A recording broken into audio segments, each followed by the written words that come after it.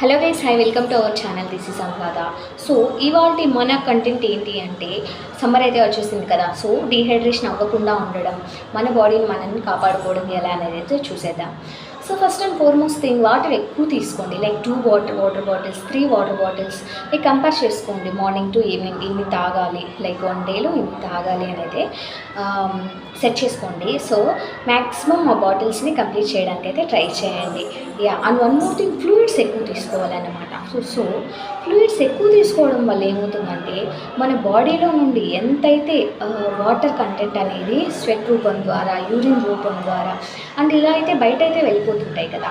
So అంత excrete అయిన ఆ ఫ్లూయిడ్ అమౌంట్ అనేది మన బాడీలో రీప్లేస్ జరగాలన్నమాట. సో అలా రీప్లేస్ అయినప్పుడు ఏమవుతుంది అనేసి అంటే, ఈ ఎలక్ట్రోలైట్ బ్యాలెన్స్ అనేది నార్మల్గా ఉంటుందన్నమాట. And one more thing, fruits వీలైనంత వరకు ఎక్కువ తినండి. ఫ్రూట్స్ తినండి, జ్యూసెస్ తాగండి, వాటర్ ఎక్కువ తీసుకోండి.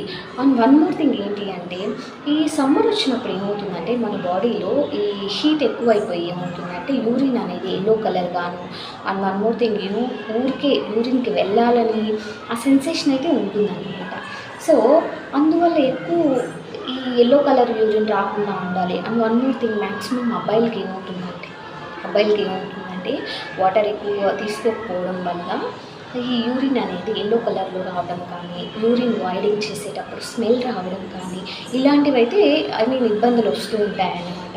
సో ఈ ఎండాకాలంలో మన బాడీని మనం రక్షించుకోవడం ఎలా అనేది అయితే చూసేద్దాం. సో వాటర్ ఎక్కువ తాగండి, ఫ్లూయిడ్స్ ఎక్కువ తీసుకోండి. వీలైనంత వరకు వాటర్ కానీ, ఫ్లూయిడ్ కంటెంట్ కానీ, ఓఆర్ఎస్ తాగండి, కోకోనట్ వాటర్ తాగండి. చాలామంది ఏం చెప్తారంటే, ఎందుకులే కొంతమంది బద్ధకానికైతే తాకుండా ఉంటారన్నమాట, నాలాంటి వాళ్ళు. సో వాటర్ అయితే ఎక్కువ తీసుకోండి, మ్యాక్సిమం వాటర్ అయితే ఎక్కువ తీసుకోండి. సో వాటరు ఎక్కువ తీసుకోవడం వల్ల ఏమవుతుందంటే, మనల్ని మనం సేవ్ చేసుకోవచ్చు అన్నమాట. Thank you guys. వీడియో నచ్చితే లైక్ చేయండి, షేర్ చేయండి, సబ్స్క్రైబ్ చేయండి. Thank you so much.